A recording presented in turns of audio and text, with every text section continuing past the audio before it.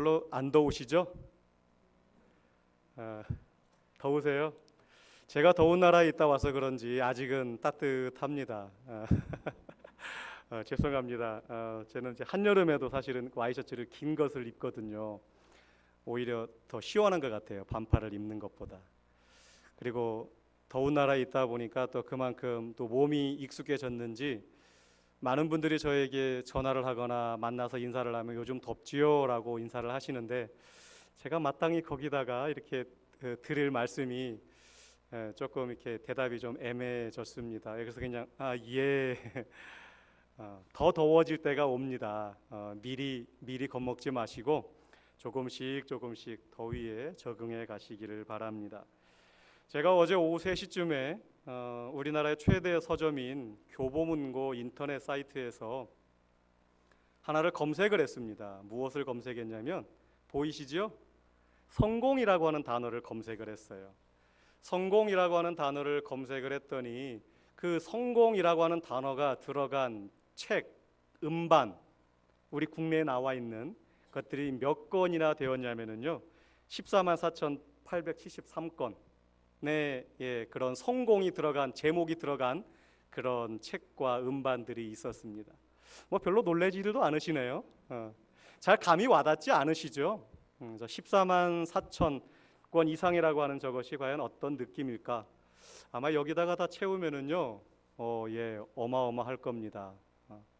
그래서 제가 범위를 조금 또 줄여봤습니다. 우리 국내로 줄여보니까요, 14,784건의 그런 책이 검색이 되어집니다.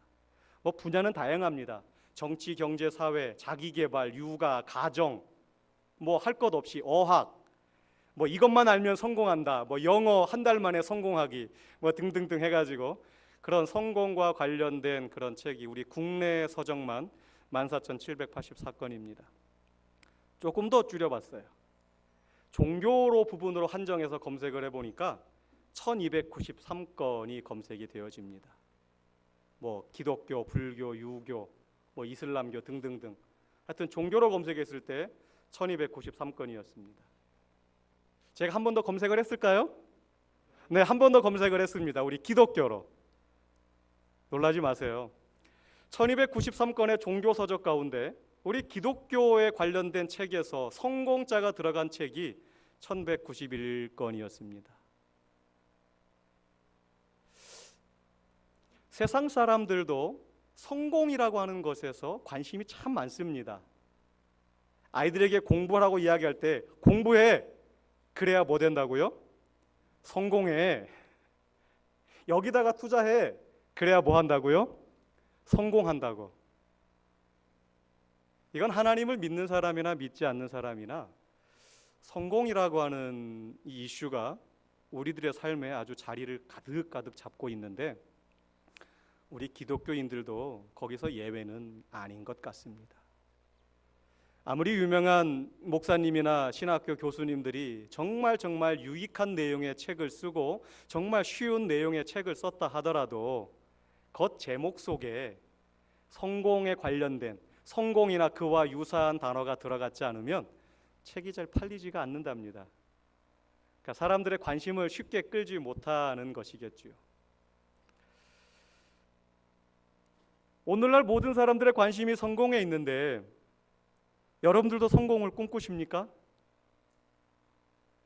다 꿈꾸는 줄로 믿습니다. 대답들은 안 하시지만 그래 나도 성공을 원하지. 그러면 그 성공을 이루기 위해서 지금 무엇을 하고 계십니까?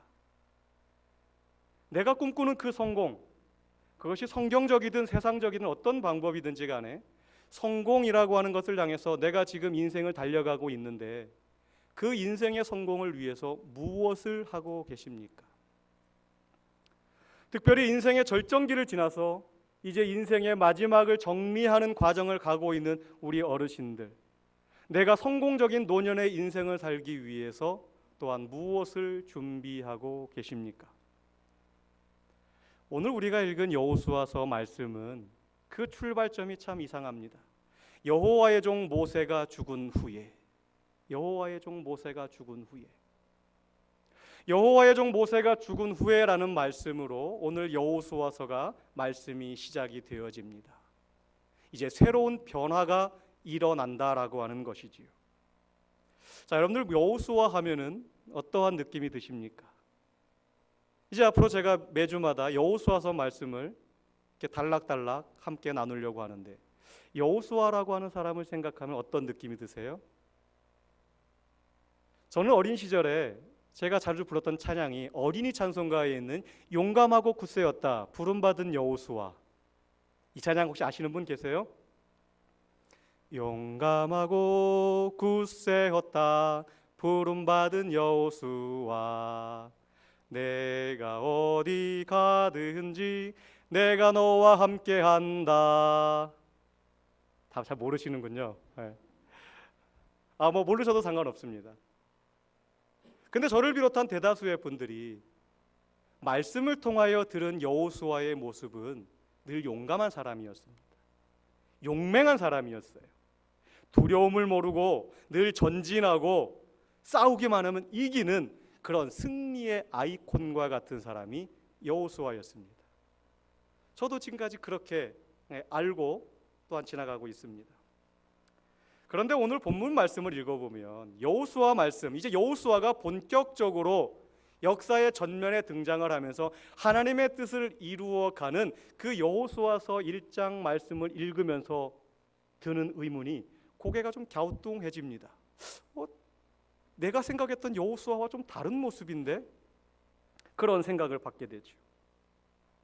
우리는 성경 전체를 알기에, 이스라엘의 모든 역사를 알기에 여호수아가 훌륭한 리더자였고 용감한 자였고 장군의 이미지, 용감한 장군의 이미지가 우리의 속에 각인되어져 있지만, 사실 그 말씀, 오늘 성경 말씀을 보게 되면 그 여호수아가 처음부터 그런 사람이 아니었다라고 하는 것입니다. 여호수아가 처음부터 그렇게 용감하고 강하고 장군 그런 이미지가 아니었다라고 하는 것이죠. 오늘 여호수아 1장 1절부터 9절까지 말씀을 읽어보면 그 짧은 9구절의 말씀 속에 강하고 담대하라 두려워 말라, 이 말씀이 대여섯 차례 계속해서 반복적으로 나오고 있습니다. 하나님께서 여호수아에게 말씀을 하시는데, 여호수아야 강하라 담대하라 두려워 말라, 내가 너와 함께한다. 지금까지 하나님께서 여호수아와 함께 하시지 않으셨나요? 아닙니다. 늘 함께 오셨어요. 그런데 왜 다시금 새삼스럽게 이 여호수아에게 아주 강조하시면서 반복하시면서 이 말씀을 하고 계실까? 여기에 바로 하나님의 은혜가 있습니다. 여기에 바로 복음의 은혜가 있습니다. 여호수아도 우리와 같이 떨 수밖에 없는 상황을 만났을 때 떨었던 사람이라는 겁니다. 안 그런 척한 것이 아니라 두려운 상황을 만났을 때에 두려워했던 사람이라는 것입니다. 그런데 그 보통의 사람을, 그 너무너무나 평범한 그 사람을 하나님께서 장군으로, 용감한 자로 하나님께서 변화시켜 주셨다라고 하는 사실이지요. 바로 이 사실을 통해서 우리가 지금 좌절하고 있다 하더라도 우리는 다시금 일어설 수 있는 용기와 소망을 갖게 되는 것입니다.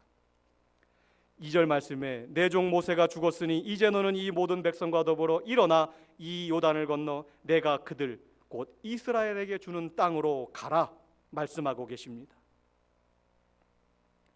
이제 새로운 리더자로 세워진 여호수아에게, 여호수아야 지금까지 모세가 해왔던 이 역할을 이제 네가 이어서 순조롭게 진행해 나가라 말씀하고 계시는 겁니다. 자, 여러분들 같으면 이 말씀의 명령을 들었을 때 할렐루야 감사합니다, 드디어 제 때가 왔군요, 그러시겠습니까? 아마 우리가 지금까지 생각했던 여호수아의 이미지라고 한다면 충분히 그랬을 것입니다. 드디어 내 때가 왔구나, 내가 이제 준비되어졌고 드디어 하나님께서 나의 진가를 알아보시고 나를 이제 쓰시는구나. 근데 여호수아가 그렇게 하지 않았어요. 여호수아는 이 말씀을 듣고 두려웠던 것 같습니다. 떨렸던 것 같습니다. 앞이 캄캄해졌던 것 같습니다. 하나님께서 그 200만 명이 넘는 그 사람을 가나안 땅으로 데리고 들어가라, 그 땅을 차지하게 하라. 그 말씀을 들었을 때 벅찬 감격과 희망과 부푼 꿈보다는 이제 어떡하나, 이제 어떻게 할까.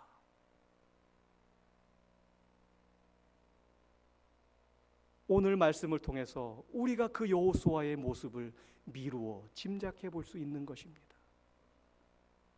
하나님께서 계속해서 반복적으로 강하라, 두려워 말라, 담대하라, 내가 너와 함께 하겠다. 하나님께서 이렇게 말씀하셨던 것은 하나님의 그 명령 앞에, 그 명령을 순종하긴 순종해야 되는데 두려워 떨고 있는 그 여호수아의 모습을 보면서 하나님께서 지금 위로해 주고 계시다라고 하는 것을 우리가 알 수가 있는 것입니다.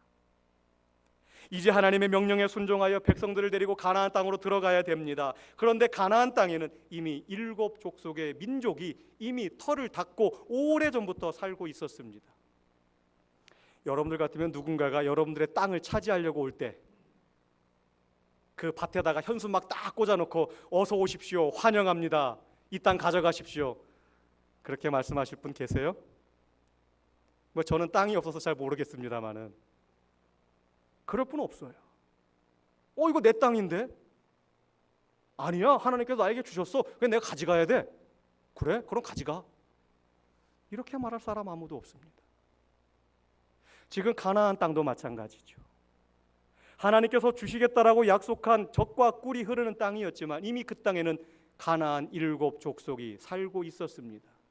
그들이 이스라엘 백성들이 그 땅으로 들어오고 있다라고 하는 소식을 들었습니다. 전쟁의 준비를 합니다. 우리 땅에, 우리 경계선을 한 발자국만 넘어 들어와 봐라, 내가 가만두나. 지금 전쟁을 앞두고 있는 일촉즉발의 위기의 상황인 것입니다.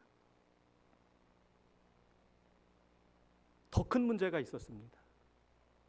더 큰 문제는요, 지금 여호수아가 데리고 가야 할 그 이스라엘 백성들이 더 큰 문제였습니다. 군대로 훈련받은 것도 아니고요, 하나님 말씀에 전적으로 순종했던 민족도 아니고요, 광야 40년의 그 기간 동안 하나님께서 계속해서 먹여주시고 보여주시고 입혀주셨음에도 불구하고 이 이스라엘 백성들은 도무지 하나님의 말씀에 전적으로 순종할 줄을 모르는 그러한 자들이었습니다. 그런데 이러한 사람들을 데리고 가나안 땅으로 들어가라고 말씀합니다. 더더군다나 이 여호수아가 모세 옆에서 시종을 들면서 이스라엘 백성들이 모세에게 어떻게 했는지를 너무너무나 잘 보아왔어요. 애굽에 있을 때 종살이하면서 힘들긴 하였지만 일하고 나면 먹을 것이 나왔잖아요. 때로는 많진 않지만 조금씩 고기도 먹었었던 것 같아요. 이스라엘 백성들이 광야에 나와가지고 기껏 종에서 해방시켜 주었더니 한다는 소리가, 우리가 고기 먹고 싶습니다. 아이고, 저 이 애굽 땅에 냉장고 안에 부추도 있고 파도 있고 양파도 있고 당근도 있고 소고기 닭고기 다 있는데 광야에 나오니까 아무것도 없다고. 차라리 그때가 더 좋았다. 모세한테 와가지고 막 따지는 겁니다. 모세가요, 참다 못해 하나님 앞에 나아가서 하나님께 따지듯이 이야기합니다. 민수기 11장 11절 이하의 말씀을 보게 되면 모세가 하나님께 따지는 말씀이 나와요. 성경 말씀은 좀 고상하게 번역이 되어져서 그렇지만 앞에 보시는 대로입니다. 제가 그들을 낳기라도 했습니까? 어찌하여 저더러 마치 유모가 젖먹이를 품듯이 그들을 품에 품고 가라고 하십니까? 저 말도 안 듣는 저 백성을 어떻게 나로 하여금 품으라고 하십니까? 왜 나한테 맡겨가지고 왜 나로 하여금 이렇게 괴롭게 하십니까? 내가 저 사람들을 데리고 가나안 땅에 간다고 했습니까? 하나님께서 저를 등 떠밀어 가지고 여기까지 인도하시지 않았습니까? 왜 저를 괴롭게 하십니까? 저의 말이 아니고요, 민수기 11장에 있는 말씀입니다. 모세의 지금 하나님께 지금 하소연하고 있는 모세의 말이에요. 그런데 이 모습을, 이스라엘 백성들이 지도자 모세에게 했던 이 모습을 여호수아가 옆에서 다 지켜봤어요. 참 해도 너무한다. 분명히 하늘에서 만나도 내려주시고 메추라기도 내려주시고 홍해가 가로막혀 건너갈 수 없을 때 하나님께서 전능하심을 보여주셔서 걸어가기도 하셨고, 그런데도 그 조그만한 것 참지 못하고 득달같이 달려와서 지도자 모세에게 대드는 그 모습을 보면서 이제 그 지도자 모세가 없는 상황에 내가 저 백성들을 데리고 어떻게 갈까? 바로 이때, 두려움에 떨고 있는 바로 이때 하나님께서 여호수아에게 두려워 말라, 내가 너와 함께 하느니라. 담대하라, 내가 너를 굳세게 하리라.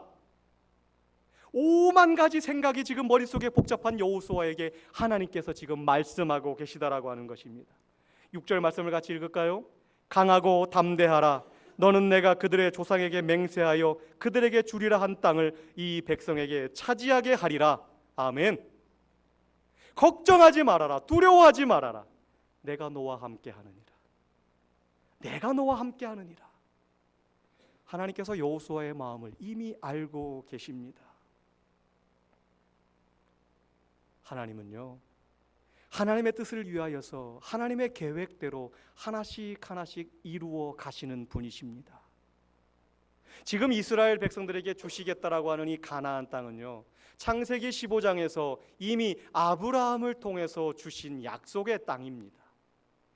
하나님께서 오늘 갑자기 아브라함을 밖으로 불러내십니다. 아브라함아, 저 밤하늘을 바라보아라. 뭐가 보이냐? 예, 별이 보입니다. 그래, 그거 셀 수 있겠니? 하나, 둘, 셋, 넷. 못 세겠습니다. 바닷가를 보여주십니다. 어떻게 저 바닷가에 모래알은 셀 수 있을까? 그것도 못 세겠습니다. 그래? 내가 너의 후손을 저 하늘의 별과 같이 저 바닷가의 모래알 같이 내가 너희에게 후손을 주리라 약속하시면서 가나안 땅을 약속하십니다. 내가 이 민족을, 너희 후손들을 가나안 땅으로 이끌어 가리라. 그러면서 계약서에 사인을 하시는데요, 그 내용이 창세기 15장 이하에 나오게 되어집니다. 이미 하나님께서 이스라엘 백성들에게 주시겠다라고 약속하신 땅입니다. 이제 그 땅을 향해서 이스라엘 백성들이 이제 여호수아와 더불어 이제 들어가기 바로 일보 직전이었습니다. 하나님은요, 언약을 기초로 하셔서 구원의 행위를 이루어 가십니다. 내가 약속한 것이 아니라 하나님께서 찾아오셔서 나와 약속하시고 그것을 기억하시고 때에 따라 절차대로 이루어 가신다라고 하는 것입니다. 출애굽기 2장 24절에 하나님이 그들의 고통 소리를 들으시고 하나님이 아브라함과 이삭과 야곱에게 세운 그의 언약을 기억하셨다라고 말씀하고 있습니다.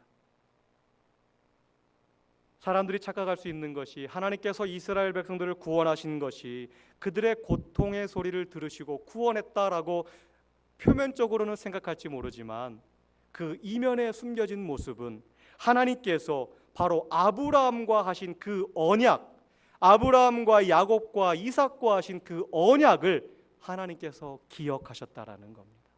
이제 때가 되어서 하나님께서 그 약속을 이루어 가신다라고 하는 것입니다.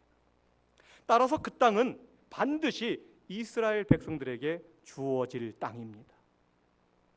그 땅은 누가 뭐라 하더라도 이스라엘 백성들에게 주어질 그런 땅입니다.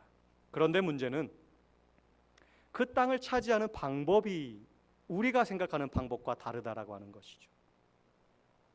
자, 오늘날은 영토 전쟁을 많이 하지 않습니다. 아직도 영토의 분쟁을 하고 있는 것이 많이 있죠. 우리나라의 독도도 그렇고 또 중국과 일본 간의 그런 센가쿠 열도, 그때도 마찬가지고 또 저쪽 러시아와 또 일본 간의 영토도 마찬가지입니다. 근데 예전엔 더 심했죠. 서로 영토를 뺏고 빼앗기고 가서 전쟁을 하고 칼을 휘두르고 창을 휘둘러서 차지하는 거였습니다. 그런데요, 하나님께서 약속하시니 이스라엘에게 약속하시니 가나안 땅은 그러한 방법으로 얻는 땅이 아니다라고 하는 것입니다. 하나님께서 약속하시니 가나안 땅은 어떻게 얻는 것이냐? 얼만큼 그 땅에서 그분의 통치와 그분의 약속을 믿고 순종하느냐, 순종하지 않느냐. 순종이 모든 것을 판가름한다라는 것입니다. 여호수아 1장 7절 말씀입니다. 오직 강하고 극히 담대하여 나의 종 모세가 내게 명령한 그 율법을 다 지켜 행하고 우로나 좌로나 치우치지 말라. 그리하면 어디로 가든지 형통하리니 말씀하고 있습니다. 여기서 이 형통하리니라고 하는 단어가요, 어디로 가든지 형통하리니, 이 형통이라고 하는 단어가 오늘날 우리들의 언어로 성공이라고 하는 단어입니다. 공동번역에서는 모든 일이 뜻대로 되리라, 새 번역에서는 어디를 가든지 성공할 것이다 라고 번역을 하고 있습니다. 하나님께서 성공시켜 주신다라고 하는 것이죠. 그러면 하나님께서 말씀하시는 형통, 성공의 조건이 무엇입니까? 형통, 성공의 조건은 단 한 가지입니다. 하나님의 말씀을 지키는 것입니다. 하나님의 말씀대로 살아가는 것입니다. 성경이 말하는 형통, 성경이 말하는 성공은 다른 데 있는 것이 아닙니다. 우리가 얼마나 나의 순종과 믿음을 통해서 하나님의 뜻과 계획을 이루어 가느냐, 그것이 바로 하나님의 형통이요 하나님의 성공인 것입니다. 8절 말씀을 같이 읽을까요? 이 율법책을 내 입에서 떠나지 말게 하며 주야로 그것을 묵상하여 그 안에 기록된 대로 다 지켜 행하라. 그리하면 내 길이 평탄하게 될 것이며 내가 형통하리라. 아멘. 오늘 말씀에서 밤낮으로 그 말씀을 묵상하며 그것을 지켜 행하라라고 말씀하십니다. 그러면 성공한다라고 말씀하고 계시죠. 오늘날 온 인류가 관심 갖고 있는 성공, 그것의 단 하나의 조건은 하나님의 말씀을 묵상하고 지켜 살아가는 것입니다. 여기서 우리가 한 가지 생각해 볼 단어가 있습니다.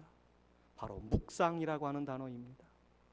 우리가 흔히 알고 있는 큐티, 매일 아침 아니면 매일 밤 잠들기 전에 하는 그 말씀을 읽는 그런 묵상이 아니라, 들짐승이 배가 고파서 먹이를 찾아 격렬하게, 아주 맹렬하게 자기 몸이 찢기면서 부딪히면서 먹이를 찾아 헤매는 그 모습이 묵상이라고 하는 단어의 원래 뜻입니다. 또 하나의 뜻은 소가 음식을 먹으면 되새김질해서 되씹는 것처럼 끊임없이 곱씹는 것, 그것이 바로 묵상입니다. 더 쉬운 말로 이야기하면 내가 오늘 읽은 그 말씀을 내가 기억하고 머릿속에서 계속 생각을 하면서 오늘을 살아가는 나의 삶의 현장에서 치열하게 내가 만나는 사업 파트너들과 아니면 내 인생의 친구들과 그 속에서 하나님의 말씀을 고민하고 살아가는 것, 그것이 바로 묵상이라고 하는 단어의 원뜻이라고 하는 것입니다. 말씀을 읽는 것 따르고 생활하는 것 따른 것이 아니라 나에게 주신 그 말씀을 나의 삶 속에서 내가 살아가려고 발버둥 치는 것, 그것이 바로 묵상이라고 하는 단어의 원뜻이라고 하는 것입니다. 묵상은 정적인 것이 아닙니다. 조용한 것이 아닙니다. 묵상은 역동적이고 치열한 것입니다. 살아 움직이는 것입니다. 여러분들의 삶의 현장 얼마나 치열합니까? 얼마나 냉정합니까? 그 속에서 하나님의 말씀대로 살아가려고 발버둥 치는 것, 그것이 바로 묵상이라고 하는 단어입니다. 오늘 이 시대를 살아가는 내 앞에 던져진 하나님의 말씀이 과연 내 삶의 현장에 얼마나 살아 움직이고 있는지 그것을 점검하고 그대로 살아가는 것, 그것이 바로 묵상입니다. 이스라엘 백성을 가나안 땅으로 데리고 들어가서 그 땅의 거민을 쫓아내고 약속하신 그 땅을 차지하라는 하나님의 명령 앞에 두려워 떨며 어찌할 바 모르고 있는 여호수아에게 하나님은 말씀하십니다. 이 율법책을 내 입에서 떠나지 말게 하며 주야로 그것을 묵상하여 기록된 대로 다 지켜 행하라. 그리하면 형통케 되리라. 내가 형통하리라. 오늘 우리에게 주시는 하나님의 말씀입니다. 여러분들도 인생의 성공을 꿈꾸십니까? 저마다 성공을 꿈꾸는 방법은 다를 것입니다. 목표점은 다를 것입니다. 그러나 그 성공을 이루는 조건은 단 한 가지입니다. 하나님의 말씀대로 살아가는 것, 하나님의 뜻대로 내 삶을 순종하며 살아가는 것, 하나님의 말씀이 내 삶 속에서 살아 움직이게 하는 것, 그것이 내가 꿈꾸는 그 성공의 모든 것이라고 하는 사실입니다. 사랑하는 소망교회 성도 여러분, 오늘도 우리의 삶의 현장에서 오늘 두려움 앞에 떨고 있는 여호수아에게 하시는 이 하나님의 말씀을 귀담아 들으시길 바랍니다. 사람들이 볼 때는 어리석은 방법 같고 사람들이 볼 때는 말도 안 되는 방법 같아 보여도 우리가 그렇게 살아왔고 하나님의 인도하심을 경험하지 않았습니까? 여러분들 앞에 놓여진 여러분들의 남은 인생 하나님께서 책임지십니다. 하나님께서 말씀하신 그 말씀을 우리가 삶에서 살아 움직일 때 하나님께서 인도해 가십니다. 오늘 여호수아에게 하신 이 놀라운 은혜와 축복이 저와 여러분에게 늘 함께 하시기를 주님의 이름으로 부탁드립니다. 기도하겠습니다. 좋으신 아버지 하나님, 감사합니다. 젖과 꿀이 흐르는 가나안 땅을 약속하신 그 하나님, 이제는 여호수아에게 저 백성을 데리고 들어가라 말씀하실 때에 어찌할 바 몰라 두려워 떨고 있는 여호수아에게 강하고 담대하라, 내가 너와 함께하리라, 두려워 말라 말씀하시며 주야로 말씀을 묵상할 때에 모든 것이 형통케 되리라 약속하신 그 언약의 말씀을 오늘 우리가 믿고 세상을 향하여 나아갑니다. 하나님, 우리의 삶의 현장에서 치열하게 부딪히는 이 삶의 현장에서 주의 말씀대로 우리가 발버둥 치며 고민하며 씨름하며 그 말씀대로 살아가려고 애쓸 때에 하나님, 우리에게 믿음을 더하여 주시옵소서.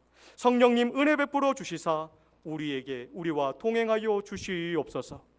오직 주의 말씀이 우리를 살릴 줄로 믿습니다. 예수님의 이름으로 기도하옵나이다. 아멘.